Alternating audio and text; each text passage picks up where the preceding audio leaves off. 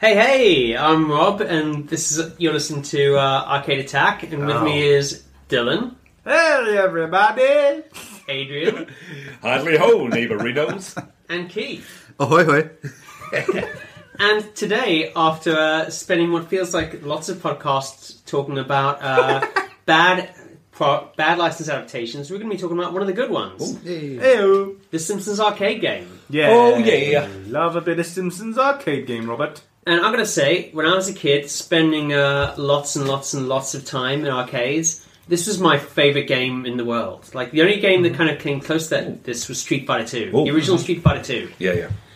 And, man, I loved the Simpsons TV show when it first came out. I loved this. And I'm guessing, did any of you play this in the arcades? Yes, yeah, I remember playing it on family holidays and stuff. Yeah. So easy to play. It's such a pick-up-and-play sort of game, I'm isn't sure it? Rob will go into that, but yeah, Yes. that's one of them. But it just looked just like the cartoon, you know?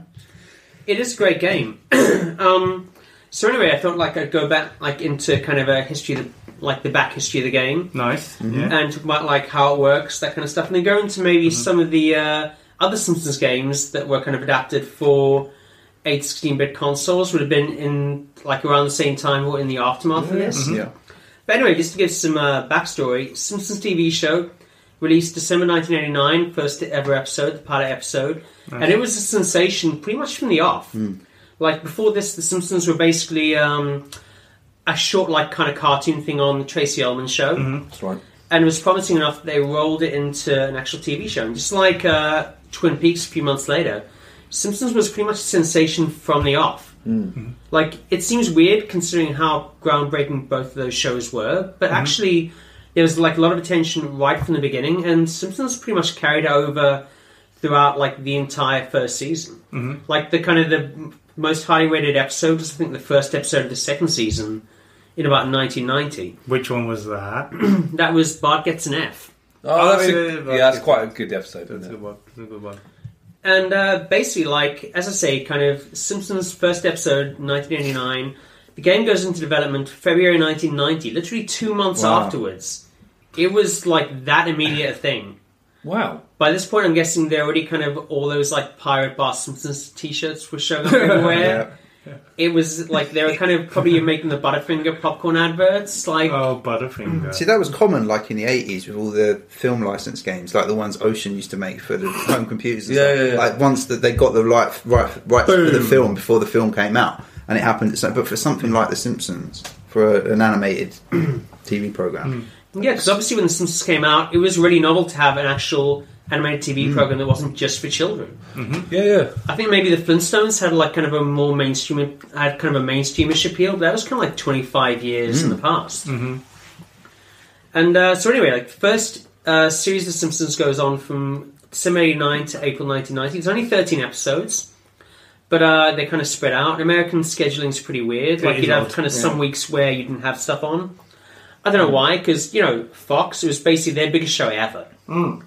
Like, they'd had Married with Children, I think, 2 or 3 years before, but, like, Simpsons, for, like, ratings, blew it out of the water. Yeah, but Rob, didn't it take like 6 months to make each episode, like equivalent time or something? Well, I don't know if it was 6 months, but it was basically pre-computers. It took a lot more time. Well, manpower, a lot of manpower Yeah. for each episode, isn't it? And especially, I think you can kind of tell, like, the first, maybe, the prime era, what we think of the prime era of The Simpsons, the animation is a lot more exact than it becomes later on. You can kind of tell that it's very much computer kind of animated. Like, you can look at the way, even the show, it seems weird to describe it like this, but the way shows are directed in the kind of the first few years, it looks like everything's been really planned out in a really precise way. You get weird perspectives, you get things like kind of in the background shots. It's Is that a good thing or bad thing? It's a great thing. Yeah. I think you don't really kind of get that kind of thing so much in, I guess, animated shows, but especially in, I think later era Simpsons, we can all agree, has got a bit rote and kind of by the numbers. Stale.com. By the numbers is about right. Pretty much. But anyway, like, the arcade game finally gets released in March 91. This is during Season 2, about the same time as episodes like Bart's Dog Gets an F, where Santa's Little Helper goes for training. Yeah. That's a good episode. That is a good one. Yeah. And Old Money, the one where Grandpa Simpson gets a girlfriend, B. And, yeah, B. Yeah. And she dies and leaves him some money. So basically, by the time this game comes out, Simpsons already is moved on from kind of like the very basic kind of stuff of season 1. And it's basically kind of moving near near the start of its prime. Mm-hmm. So anyway, Simpsons, like Fox needs to, or whoever owns kind of copyright for Simpsons, needs to have a game made for Simpsons. It's going to be an arcade game. Who do you think made the arcade game? Who do you think got the license for it? I can't remember. That's a good question. What's a side scroller? So maybe Don't look at the screen. Don't look at the screen. Maybe Capcom, because they did a bit of side scrolling beat-em-ups, didn't they? I'm just thinking. They did Final Fight, but it wasn't Capcom. Konami. Correct. Keith is correct. well done. Yeah. But Keith, can you name the other licensed side-scrolling beat-em-up that Konami had done 2 years before that was hugely popular and which shared some properties with the Simpsons arcade game? Teenage Mutant Ninja Turtles. Correct. Oh, wow. TMNT. Yeah. Yeah, Teenage Mutant Ninja Turtles. So really 2 years before? I Yeah, didn't realise the 89. Turtles one was that old. Yeah, it's weird. Like, you kind of look them up now, and you can see a kind of a significant difference in quality of graphics, sound, that kind of stuff. But, man, I remember playing the Turtles game in the arcades. It was really good. That's a good game. Absolutely. And can you also name the main innovation in the Turtles game that was reproduced in the Simpsons arcade game? Oh, I've got a suggestion. Is it maybe that you can work together as a team? Is there sort of like buddy powers where you can sort of join forces? You're close. The 4-player. Correct. Simpsons and Teenage Mutant Ninja Turtles are like actual arcade cabinets. Each had 4 different control like joysticks and 2-button controllers. And if you wanted, you could choose up to 4 players, and each play simultaneously. It's a bit tight. Some of those cabs are a bit tight. You'd get a bit cozy. Yeah. A bit cozy. Yeah, Close your neighbour. We were talking a few weeks back about kind of retro arcades, and I mentioned kind of being in Melbourne and being in the Peckham one as well, in Four Quarters, and they both had Simpsons arcade games. And the weird thing about both games was, in both games, the Lisa controls were screwed up. Oh. They didn't work. Man, everyone who had a go at Lisa just went too hard. They got so angry, they go, this ain't working. Lisa, stretch, girl, stretch. No. And can anyone name any of the licensed scrolling beat-em-ups Konami made after The Simpsons? Oh, I've got a suggestion. Is it Knights of the Round? Did they make that? No, that was Capcom, wasn't it? Yeah, I think it was Capcom. I was No, trying to- licensed. The Aliens vs Predator was licensed. Capcom as well, wasn't it? There were 2 that came out Yes. in the year following The Simpsons. Ooh. For 1991? Good Konami question. one. That came out in 91, the other games came out Arcade in 92. ones? Yes. Sunset Riders? No. X-Men, Oh, X-Men. They didn't make Konami. Yes. X-Men. Adrian's correct, X-Men. Is that the one with the 6-player or you whatever could make, it was? yeah, you could play with up to 6 players. And You want cozy? I show you cozy. Like everyone's like this, around one to the other. and like the game is notable for not only having Nightcrawler, like relatively kind of low-level X-Men character, but also Dazzler. He wasn't even like the cartoon. Bobby Do you Dazzler. like Dazzler? Dazzler's great. Like Dazzler's like this mutant who was like a pop singer, and I think still is a pop singer, but she can like turn sounds into light Okay, that's or impressive. energy or something. I don't know. Okay. But anyway, X-Men was one. Can anyone name the other? What, is it a film or It's something? Or licensed. It was animated as well. Oh, come on. We can do this. Can do this. Toxic Avengers. No, although if they'd Mice done from Mars. if they'd done a proper Toxic Avengers game, that would have been amazing. They made some bad ones. I think it was also Bucky O'Hare. They did make a Bucky They did O'Hare make game. a Did they? Hell, Oh, Yes. wow, they there you did. go. It's actually That- quite good. That was actually notable. The arcade, for, the arcade Oh, Bucky okay. O'Hare is good. it's an arcade game where you can actually kind of get guns and shoot people at the same time. Sweet. But no, it was actually Asterix. Oh, They yeah. made an Asterix game, and I've played the platformers, but I didn't know there was a. I've seen it. It's good, isn't it? It's yeah, pretty good. I'll figure and that out. basically I'll kind of come back to Asterix in a little bit. But The Simpsons, for anyone who's ever played the arcade Literally put game, an asterisk next to your comment, didn't you? correct. Yeah. Hey. But for people who aren't aware of it, the Simpsons arcade game, as we've been describing, is a scrolling beat 'em up, which is not kind of maybe the thing you would automatically choose for the Simpsons, but it really works in the context of the game. It's so crazy. Basically, the plot of the game is that Smithers, for some reason, is robbing a bank, No, sorry, not a bank, a jeweler store. It's finally With like snapped. skin and the Simpsons were walking by. And basically, as like they went out, they run straight into the Simpsons. And this massive diamond, literally almost the size of his hand, that Smithers is carrying, flies up in the air and lands in Maggie's mouth. Ooh. Like, instead of a dummy. Yeah. And instead of just taking it out, Smithers snatches Maggie and runs off with her, and you have to basically track him down. I don't know, maybe he's concerned about the welfare of a strange baby, even though he kind of knew who the Simpsons were. I don't know.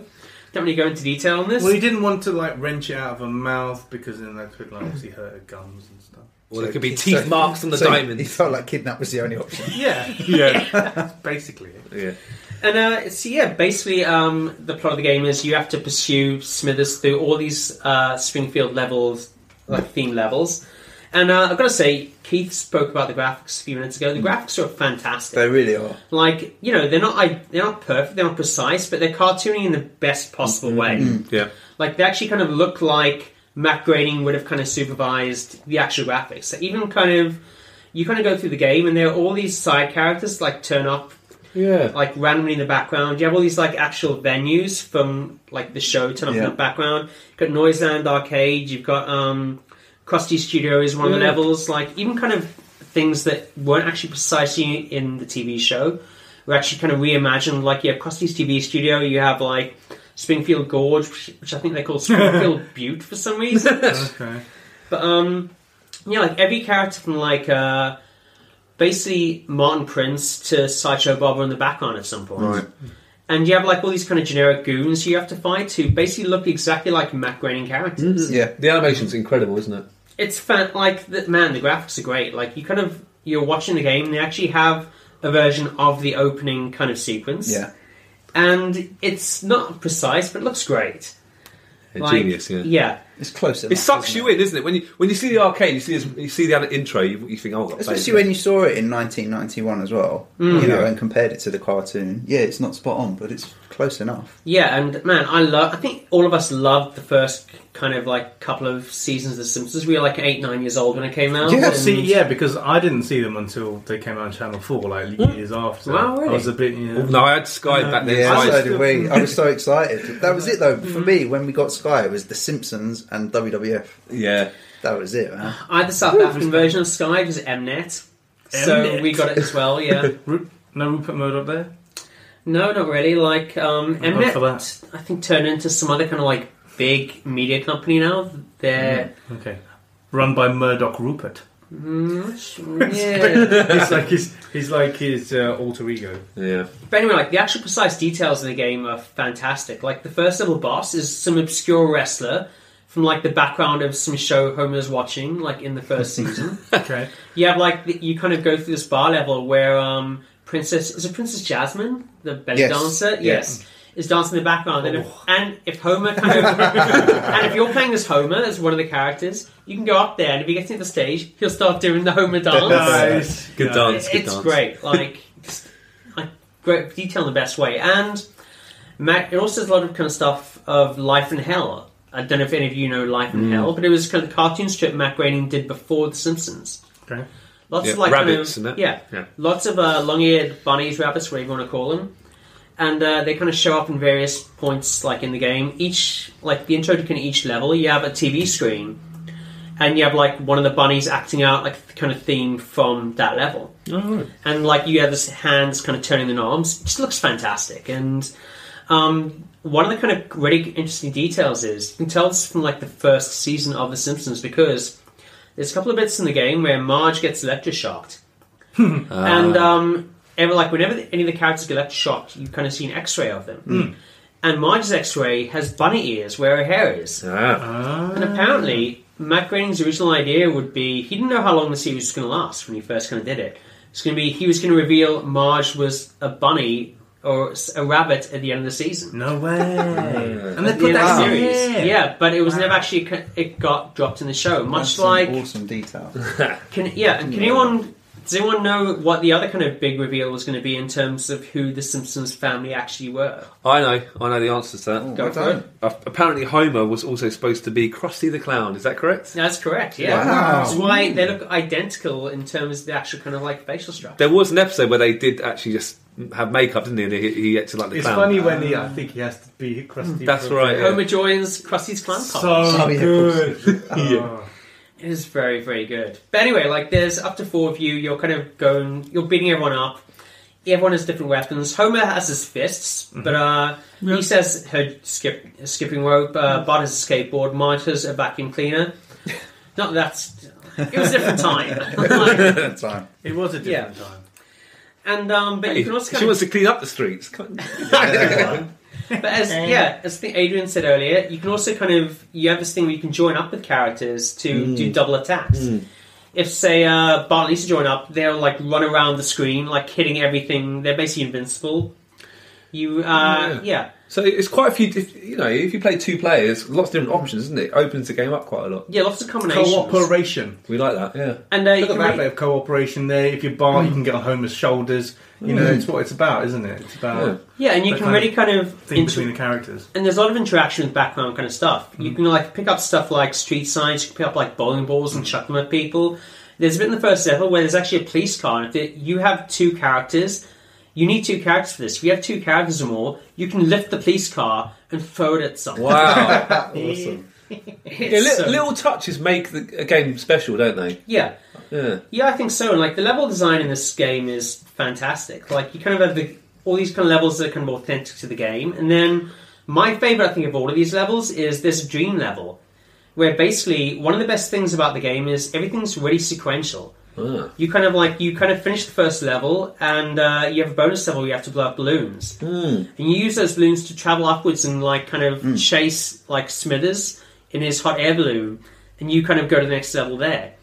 And I think once you finish the gorge level, you fall down a waterfall, and you'll get knocked out, and then you go to Dreamland level, which is fantastic. It's so brilliantly designed. Like everything's black and white. Wow. And grey, and you basically have all these kind of characters from each, I guess, character's psyche. Like you have these little bark devils attacking you. You have like I think bowling pins attack you at one point, and it's great. And like the other weird, interesting thing about the level is at one point there's clearly in the background a pair of breasts pointing up out of the ground, out of the clouds in this dream level. And you just think, how do they get that past the sensors? Maybe it was one of the last levels. They just didn't, check them all out. Maybe. Yeah. And then eventually, basically, you end up in Burns' boardroom. You have to fight Smithers first. He kind of throws a lot of bombs at you, and then you get past that and you face Mr. Burns, who's in this like kind of a robot suit. Ooh. And you basically have to knock bits off this robot suit, and each time you do, he kind of gets a different power, tries to like attack you in a different way. Have you completed the game, Rob? Yeah, I completed the game in the arcade. I had to pump a lot of money into it. A lot of quarters, yeah. Man, it was well worth it. Yeah, it's great. But basically, like already interesting. But and this is gonna be controversial, especially for Dylan. I think. Here's a question: what game hugely ripped off the Simpsons arcade game? You're not going to say Streets of Rage, are you? No. Streets of Rage 2. Are you going to say that? Yeah, Streets of Rage came out about 6 months after. Yeah, Streets of Rage 2. Okay. This, but Streets of Rage 2 came out almost 2 years afterwards, December 92. Interesting, yeah. And there's a lot of kind of common ground in this. There's a lift level where, like in The Simpsons, you can knock people off either side of it. Yeah. There's a level with like where you're based in a bar and there are pool tables there. Yeah. You don't get to throw pool balls at people like you do in The Simpsons, but it's there. You can kind of do team moves if you join up with like someone. You can like if you're on Streets of Rage 2, you can hold someone and kick people. That was in Streets of Rage, though. And Streets of Rage. But Streets of Rage was 1990, was it? No, Streets of Rage was August 91. Came out 5 months after that was after this. Yeah. Wow. Yeah, and the game ends in a boardroom. That is true. Got you there. Yeah, true. Wowzer. Yeah. I think that's a valid point. It's a fair cop. Whether they actually ripped it off, Who knows? But they're Could very be similar. coincidence, couldn't it? Very, very, very similar. I'm sure the Streets of Rage developers, like developers of the main kind of console scrolling beat 'em up, had no idea about what was happening in the arcade. I'm sure that's correct, Rob. One of the most popular arcade games in the world. Oh, Rob, you tease, you know. We can't say, but I'm just saying it's coincidence. So anyway, as I was saying earlier, I loved the Simpsons Arcade game. I absolutely loved it. And the thing I wanted to know, having like a Famicom, SNES or whatever, was how can I get a version on my home system? Oh. And I asked around. Every kind of place in the entire town that sold games, I asked. There's nothing. No. It doesn't exist, does it, on home consoles? No, it was never adapted for 8 or 16-bit. They did a version, I think, for a later, like maybe later PlayStation or Nintendo kind of system. Did they? But one of those ones where like you kind of access it through kind of a shop, an online shop kind of thing. Oh, right, like Nintendo shop, eShop and stuff, yeah. Yeah, possibly. that kind of thing. Right, But no, understood. it was never adapted for home console. That's a criminal shame, isn't it? It But is. could you do 4 players on the Mega Drive? Is that possible? Would that push it too hard? Yeah, I think you could have 4 players, but not with this kind of thing. It was too much going on screen. With 2 player, It maybe. would have Then. slowed down. Yeah, 2-player definitely. It doesn't make a lot of sense though. When we got the Turtles beat 'em ups Yeah. on the Mega Drive Well, and SNES. So. Well, I think part of the reason could be the thing I kept hearing when I kept asking around was there is a game for the NES. There is a Simpsons game for the NES. Yeah, there is. Because, for some reason, Simpsons wasn't licensed to Konami for home consoles. Oh, right. Can anyone guess who got the Simpsons license for home console? It was Flying Edge, wasn't it? Acclaim. It was Acclaim, yes. Flying Edge did the Sega games Oh, and Ocean did the Amiga games. You made Dylan cry. Why have you done that, Rob? Hey, I don't care how much pain Dylan's in right now. It was nothing compared to what I felt at the time when I had to play Bart vs. the Space Mutants. Hey, no, that game's alright.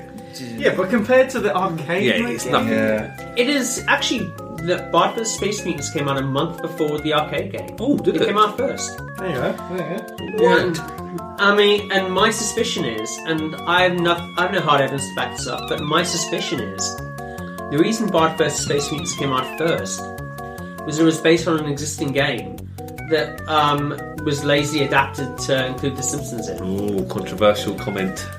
I mean, I'm not saying as I say, I have no evidence for this. This is my suspicion. And basically, like, the main plot of Bart vs. Space Mutants is it's ludicrous. Basically, aliens, space mutants, are invading the Earth, and the only person who knows about it is Bart, because he happens to be out, whatever, when they land, the spaceship lands, which no one else sees. Yeah. And he has glasses like in They Live, where he can see which humans are actually space mutants. Of course. We love that film. And when he jumps in their heads, they revert to their space mutant form and fly off, whatever. But basically, the space mutants want to take over the Earth. And if you're the space mutants, how would you try and take over the Earth?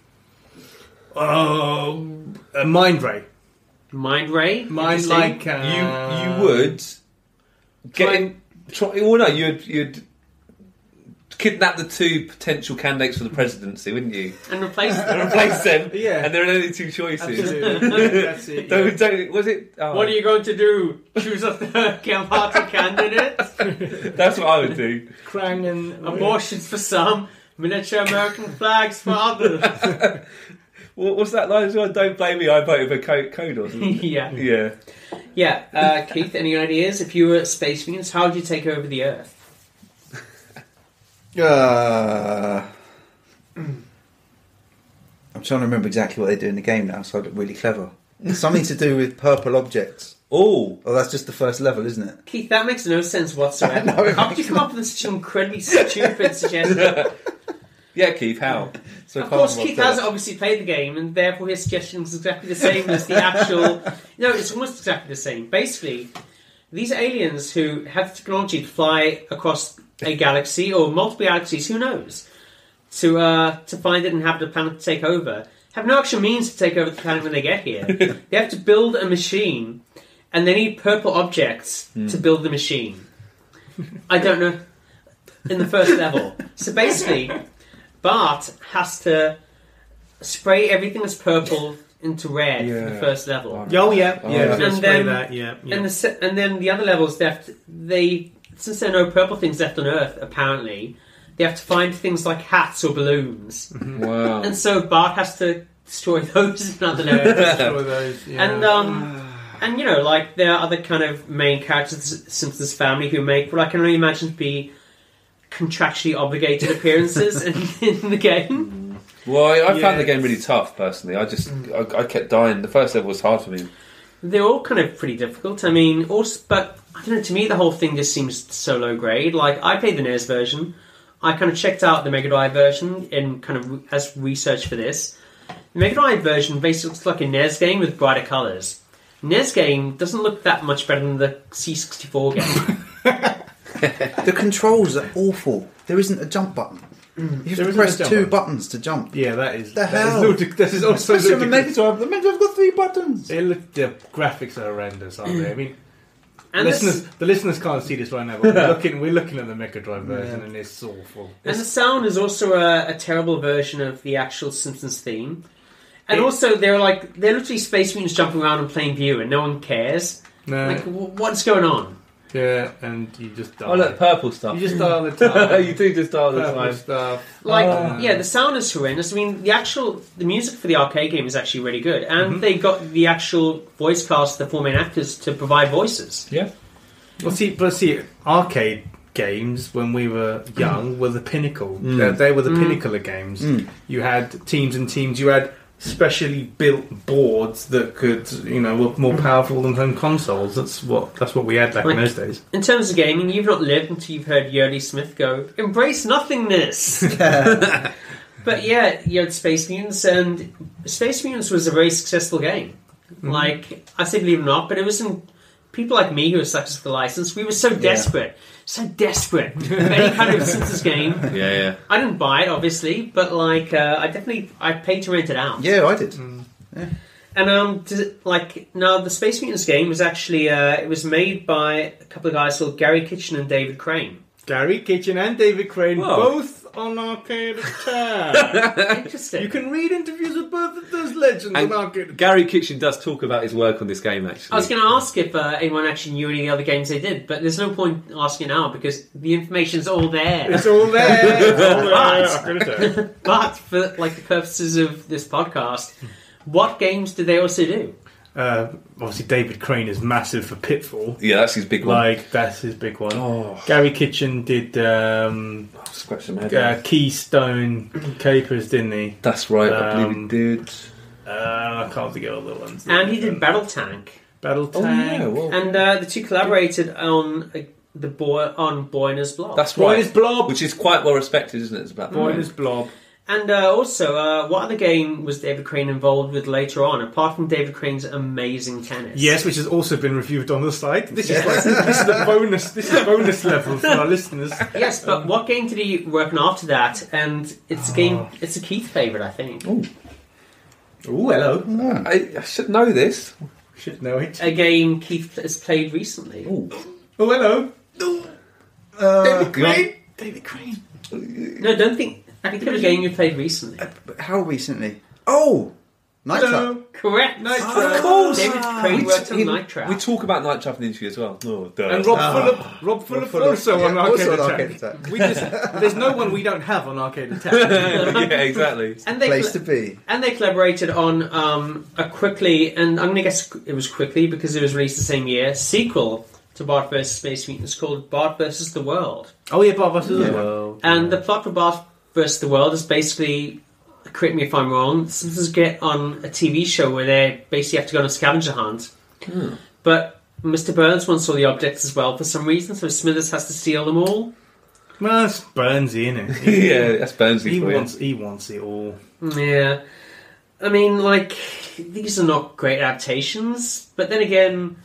They're something. They are something. They are a thing. They were a product. They were content. They're a product. They were licensed content. That's what they call it now. Yes. It's content. It's content. But that is This basically podcast is what... content. This is content. That is what these games deserve to be called. Content. Oh, that's a bit harsh. Is it? A tad, I think. You're nothing but content to me, Bart versus Space Mutants. Maybe I can chuck a little curveball, actually, because Yes. in 1996, I was into my PC, obviously. And I actually bought. It's not really a game actually. It's called the Simpsons Cartoon Studio. You guys heard about this? No. And it's a bit of software. It's not really a game as such, but you can actually make your own Simpsons cartoons. I didn't know that. Oh no! Honestly, and I actually spent hours. You could pick your characters, put them in the frames. They're like one scene frames, really. You can't move locations, really, but you can control where your characters move. They can talk to each other. You know, it was quite basic, really. But back in those days, I always had a dream of being a cartoonist. So it was like Worker versus Parasite. Possibly, yeah. Orange versus... Oh, what was the one that used to write... Orange and Heartman. Orange and Heartman. Back in the day, but that doesn't mean anything to our listeners. But there you go. But they're going to be like, they're like Googling Orange and Heartman. Yeah. But yeah, this obviously wasn't the end of The Simpsons on consoles. No, like, of course it was not. The following year, Ooh. Krusty's Funhouse came out. Yeah. And, decent Super game. Fun House. Is it Krusty Super Yeah. Fun I House? think it was Super Funhouse and 16-bit. I'm not... One of Flying Edge's Yes. least worst games. Least worst. Least worstest. Least worstest. Explain how. Explain well, Krusty's compared to other Funhouse. Flying Edge, it's Krusty and you're just bouncing around. Basically, it's a platformer where you're Krusty. Well, no, it's kind of Lemmings-ish. Lemmings exist. Because Krusty's Super Fun House has a rat infestation. Oh, that's it. Yeah, and you have to guide the rats Yeah, off. that's it. Yeah. And yeah, Dump sort of around set his it. head. Yeah. So it's like the opposite of Lemmings. The goal is to kill all of them. Yes, it's like reverse Lemmings. Yeah. Well, Adrian, like you played it. I haven't played Super Fun House, truthfully, no, but I've heard it's good though. It looks good. It was possible. It's least worst. And this same year, Bart's Nightmare came out on SNES. Bart's Nightmare is Oh, I never played that. it's pretty bad. Basically, like the plot is Bart is doing his homework and he falls asleep. Like Bart Gets an F. And then he goes into dreamland where he has to play many mini games. Oh, doesn't he have to collect the dream bits of his homework in order to make sure he Yes. passes the next day? Because obviously that's worked. It's worked for me in the past, you know. Yeah, a plot that makes at least as much sense as Bart versus the Space Mutants. And is this one where one of the levels is Bart as Godzilla? Yes. Yeah. Ooh, that sounds pretty I Was remember that? I always get that mixed up with Virtual Bart that came out, but I think that is. No, that is I think Virtual there's Bart Bart's is Nightmare. different. Yeah, Virtual Bart came out 2 years later. It's like Bart goes to a virtual reality simulator and It's like a plays lots of mini games again. terrible mini games. They're or both awful It's really games. rubbish. Yeah, they're. It boggles the mind how such a successful and acclaimed like property could have so many bad games attached to it. It's just my acclaim bashing knows no bounds. I think I'll stop today.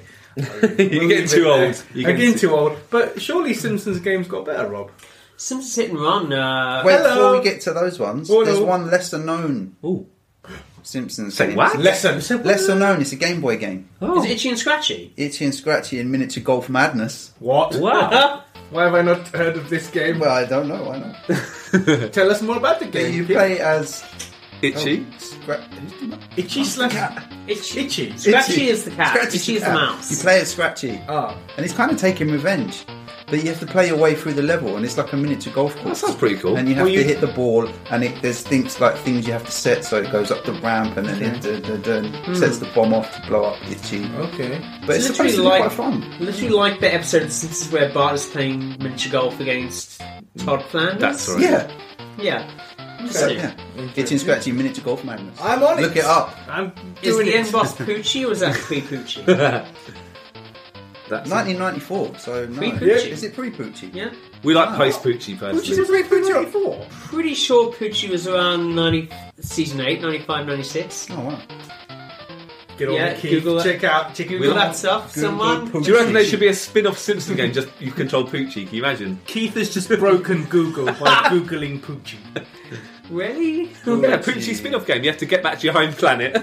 Yeah, you're going to get back to your home planet. Oh, you went to again, his home planet. So literally, like, the only game's dying. Yeah. Yeah. But you're a surfing hip-hop kind of cool dude, aren't you? So it's alright.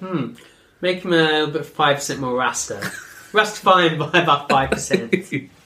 Yeah, definitely. Make a name something like Poochie, but better. yeah. I'd play it. But anyway, to summarise, the Simpsons Arcade game is great. Like, you kind of wish that they kind of made an update later on with all the other kind of later plot lines and stuff in the background, other characters in the background. Disco Stew, and a thing like Sideshow Bob couldn't have been a boss. Yeah, there's kind of feels like the Simpsons universe got so much richer after that. But at the other end, there's something about the Simpsons Arcade game I think which is really interesting. Is that it kind of takes basic themes from the game and actually imagines them into new things. Like the TV studio, like the Gorge, like the Boardroom, they've not copied it cartoon by cartoon. They've sort of interpreted it, and that's why people can enjoy it as a Simpsons thing by itself. They kind of built their own kind of Matt Groening-centric universe, and like a lot of even like the kind of generic enemies look like Matt Groening characters. Yeah, it's like they built their own universe based on the Simpsons game, and you kind of look at this and you can see maybe the Simpsons could have gone in an alternate direction, which might not have been as good, but would have actually been really interesting as well. I think there's scope to bring it back. Punchy was season 8. Ouchie! I told you. Well, he was late. Yeah. 97 that late. Wow, he interesting. was well late, but thank you. And then Google has restored itself; it's now working. Yeah, again. I fixed Google. Don't panic, Fixed everyone. Google, It's all fine. But I think there is scope to bring back a Simpsons arcade game. It's like if a small indie developer got the rights to it and then imagined it, stuck it on Steam as a multiplayer, grabbed 3 guys online to play with. Sonic Mania style, you thinking? Sonic add Mania new style, stuff in? absolutely. Yeah. Why not? Why not do that? Someone do it. Yes. Or they could make like a monorail game, like a Transport Tycoon game. You have to make a monorail. Monorail. It'd just be like Railway Tycoon. Literally. Monorail Tycoon. You have to make the worst monorail ever to succeed. And then flee out of town. Yeah. The ring came off my pudding can. Take my penknife. My good man. Yeah. Yeah. Good stuff. Yeah. And I think that's probably a good place to end it. Unless anyone has any other Simpsons game related things they want to come in with. We're going to mention later games. Hit and Run is good. Road Rage is pretty fun as well, which is basically Crazy Taxi, but with Simpsons characters. I feel like they're awesome games, but based on the shells of previous other games. Yeah. But because Hit and Run is like GTA Homer, isn't it? Yeah, GTA Homer, and as the arcade game was a Simpsons TMNT. True. It's just Simpsons is a skin that goes on everything. Yeah, even a mini golf game. Yeah, mini golf game. Get on it, Minutes Golf Madness. I have one more question to actually close this. I was going to say about the Asterix game. The thing the Asterix game and the Simpsons game have in common is that the detail is so good. The actual all the characters look like the characters. They act like the characters. That's it. In the Asterix game, they actually kind of wind up their fists and punch people like comic books, like in the comic books, they'll grab them and slap people around the face. Well, that's the thing it got so right was the personality. Exactly, yeah. Such an old game, really, 1991, but they managed to inject so much of the personality of the show into the characters. Yeah, if they would have been able to do, well, obviously they wouldn't.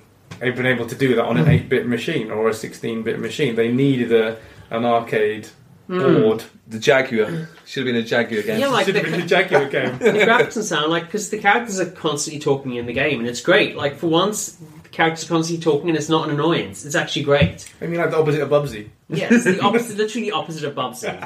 Or, we love you, Bubsy. Or, according to some people, no, we don't. Ocarina of Time. Hey, listen. Yeah. But the question I was going to ask was, Konami kind of seemed to stop kind of making these games after the XMen. And are there any other properties you would like to see Konami do in that kind of style? Yeah, a kind of scrollingy, beat 'em uppy, kind of sprawlingy style. Anything in the last 25 years since then? Oh, that's a good question. You put me on the spot. Did they do the Captain America and the Avengers scrolling game? No, that was Data East. Okay, cool. Good knowledge. You have to say it like presented that as well. by Data East. So is there anything else they could have adapted? Bike Mice from Mars? Surely. Yeah.